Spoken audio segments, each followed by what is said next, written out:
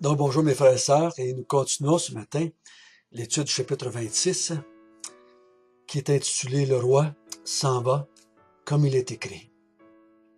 Notre bon Père du ciel aide-nous à comprendre encore une fois que la mort de ton fils n'était pas un accident. La mort de ton fils est l'accomplissement des prophéties, des Écritures. L'accomplissement de ta volonté. De ta volonté. Cette volonté de sauver des hommes et des femmes de toutes les nations, afin de former un royaume qui va te glorifier pour l'éternité.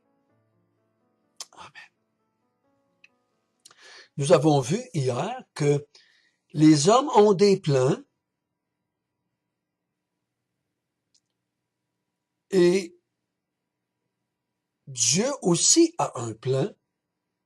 Et on a vu que Dieu accomplit toujours son plan, malgré que les hommes ont l'impression, des fois, d'être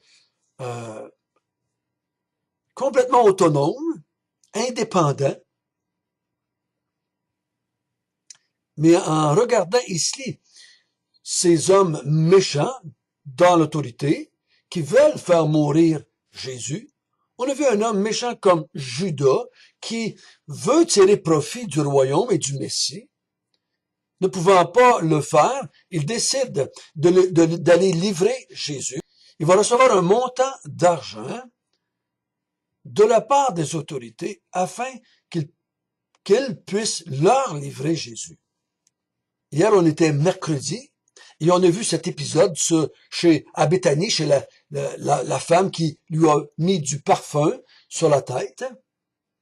Et aujourd'hui, on est le jeudi. Et le jeudi, c'est ce qu'on va voir aujourd'hui, c'est le moment où Jésus va célébrer pour une dernière fois la Pâque à la façon juive. Il va mettre en place une nouvelle Pâque. On a vu ensemble que les autorités en place ont une raison. Ils veulent se débarrasser de Jésus, qui est une nuisance à leur autorité et à leur projet. Mais on va voir que Jésus, lui, va mourir, désire mourir, mais pour une autre raison. Une autre raison. Disons à partir du verset 17. Le premier jour des pains sans levain, les disciples s'adressèrent à Jésus pour leur dire « Où veux-tu que nous te préparions le repas de la Pâque ?»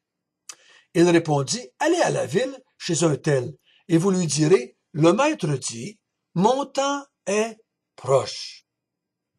Je ferai chez toi la Pâque avec mes disciples. » Et les disciples firent ce que Jésus leur avait ordonné, et ils préparèrent la Pâque. Le soir étant venu, il se mit à table avec les 12. Pendant qu'il mangeait, il dit « Je vous le dis en vérité, l'un de vous me livrera. » Et ils furent profondément attristés.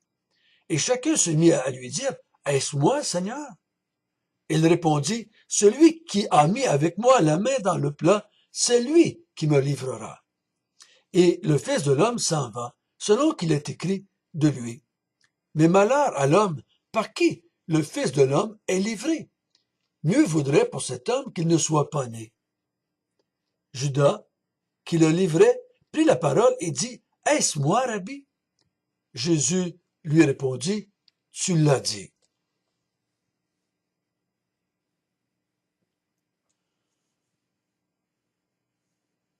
Donc, nous sommes le premier jour des pains sans levain. On est le jeudi. Et c'est le jeudi soir qu'on célébrait la Pâque. Et les disciples le savent, c'est leur coutume. Ils ont fait ça toute leur vie. Et ils demandent à Jésus, où veux-tu qu'on puisse préparer la Pâque?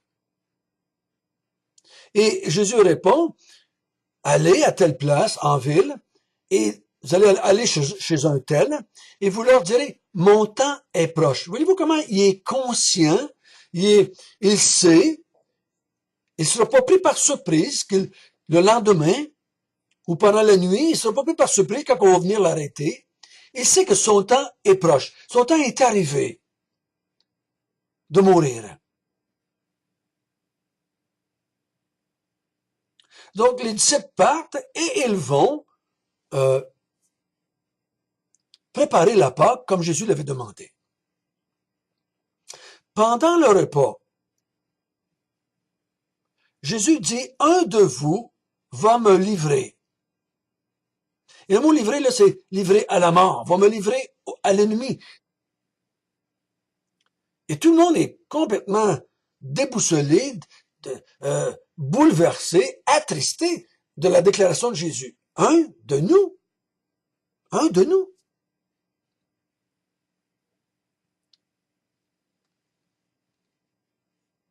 Et là, il pose chacun la question, est-ce que c'est moi, Seigneur? Est-ce que c'est moi, Seigneur? Est-ce que c'est...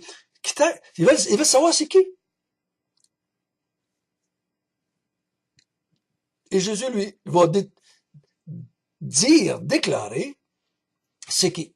Il dit, celui qui met la main avec moi dans le plat. Ils sauçaient, trempaient leur pain dans différents plats, dans des vinaigrettes et dans des herbes amères pour célébrer la Pâque.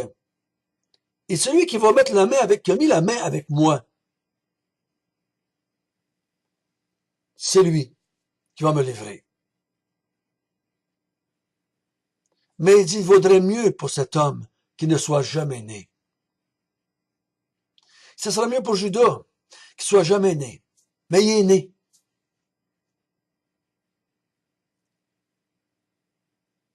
Et il a déjà décidé dans sa tête, lui, qu'il va livrer Jésus. Il ne sait pas quand encore. Mais Jésus le pousse ici. Judas, au verset 25, dit, est-ce moi, Rabbi? Et Jésus lui dit, oui, c'est toi. Et ça va enclencher en Judas. Judas sait maintenant que Jésus sait que c'est lui qui va le livrer. C'est lui qui va le faire. Et selon le texte, si on s'arrête juste à ce texte-là ici, il semble que Jésus le dit devant tout le monde. Je crois qu'ils sont conscients que chacun a demandé, est-ce moi, est-ce moi, est-ce moi, est-ce moi? Et Judas dit, est-ce moi, Seigneur? Puis Jésus dit, tu l'as dit, c'est toi. Et à quel point on peut pas dire avec certitude, j'ai l'impression que ceux alentours semblent comprendre qu'est-ce qui se passe. Ils sont pas 300, là. Ils sont assis alentour d'une table et ils mangent.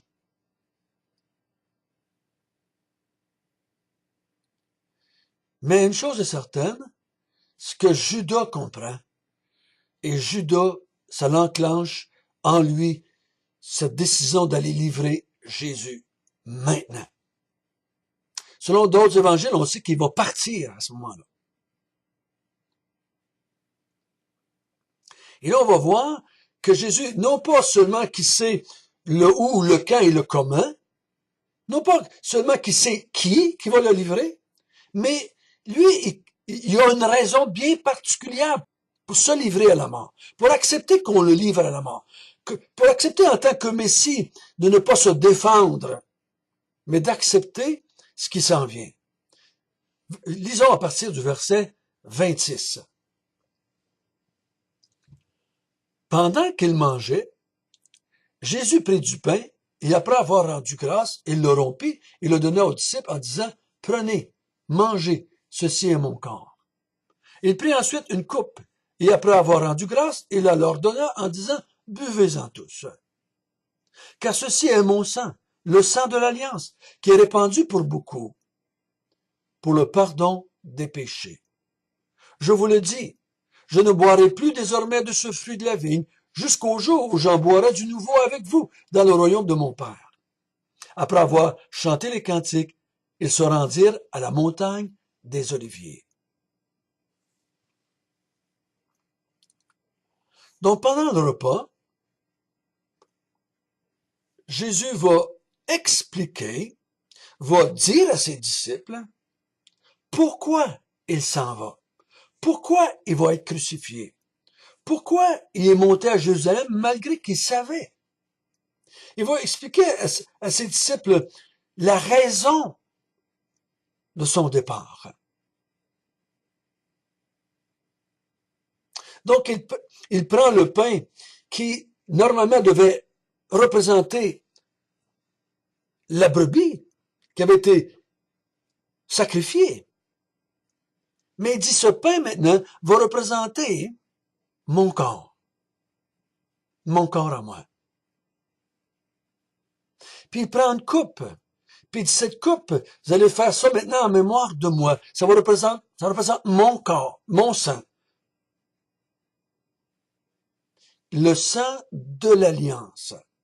Donc il dit, le sang, mon sang, va servir à faire une alliance pour beaucoup. Beaucoup de gens vont jouir de l'alliance que je vais faire. Et l'alliance est avec son Père. Il va inaugurer la nouvelle alliance. Une alliance entre Dieu et lui. Je vais faire une nouvelle alliance. Et ce sang représente cette nouvelle alliance que je vais faire, que je vais signer de mon sang. Et cette nouvelle alliance-là, elle a une raison d'être. Selon le texte ici, pour le pardon des péchés.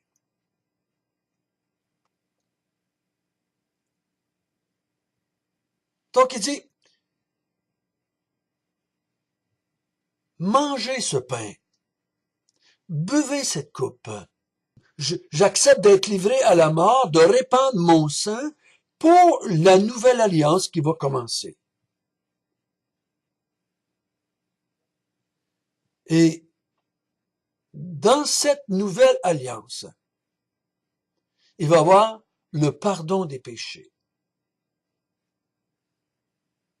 Dans cette nouvelle alliance que lui va débuter, va signer de son propre sang, il va y avoir quelque chose de nouveau. C'est le pardon des péchés. C'est le pardon des péchés. Ceux qui vont faire partie de cette alliance-là, leur péché va être pardonné. Leur péché ne leur sera plus imputé, mais les péchés vont être pardonnés. Dans l'Ancienne Alliance, il y avait toutes des cérémonies dans le temple qui illustraient le pardon des péchés qui viendrait. Mais il dit maintenant, ici, dans la nouvelle alliance que je débute, que je commence, le pardon des péchés va être obtenu par mon corps et mon sang qui a été répandu. Et là, il dit encore au verset 29 et 30, « Je ne boirai plus désormais de ce vin, jusqu'à temps que je vais en boire du nouveau avec vous dans le royaume de mon Père. » Jusqu'au jour. C'est fini pour moi. C'est terminé. Je boirai plus de vin. C'était leur boisson quotidienne, on pourrait dire. Mais j'en boirai plus, c'est terminé. Mais je vais en boire du nouveau, avec vous, dans le royaume de mon Père. Donc on va se revoir, mais dans le royaume de mon Père. Je m'en vais. Et je sais comment, où, quand, par qui. Je sais pourquoi. Et je vais inaugurer une nouvelle alliance où le pardon des péchés va être accordé. Et un jour, nous allons être ensemble encore, mais pas ici-bas, pas de cette même façon, mais dans le royaume de mon Père. Donc, par cette mort que je vais subir, je vais inaugurer le royaume de Dieu, le royaume de mon Père. Et nous allons nous retrouver là. Auparavant, dans un temps, nous comprenons que c'est spirituel. Le royaume des cieux est commencé, avec l'Église. C'est spirituel. Nous allons être avec Dieu, avec Jésus, spirituellement. Mais un jour, il va avoir un nouveau royaume. Un nouveau ciel, une nouvelle terre. Comme il avait prédit au verset chapitre 24-25. Donc, le Fils de l'homme s'en va.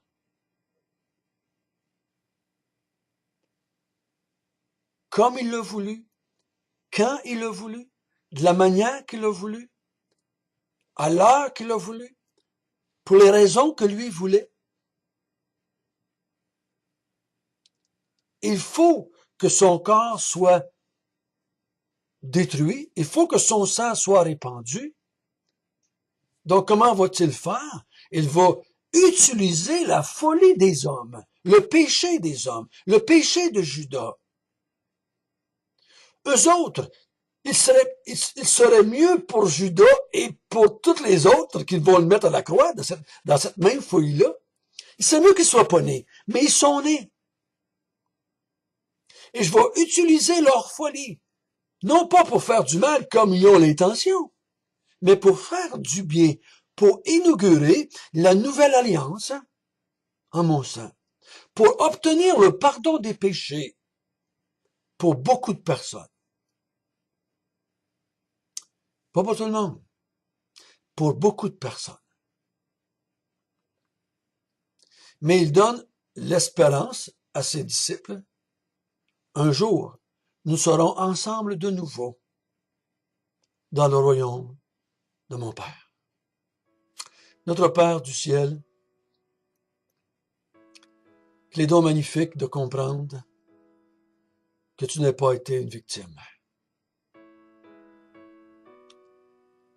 Tu as utilisé les hommes dans leur folie pour accomplir ton plan.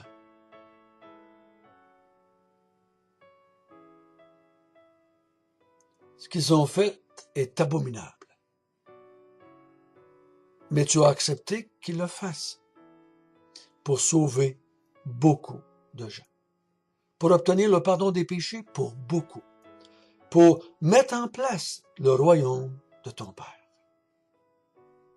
Merci Seigneur que tu donnes cette espérance à tous ceux qui boivent et qui mangent ton corps et qui boivent ton sang. Qu'un jour nous serons avec toi dans le royaume de ton Père.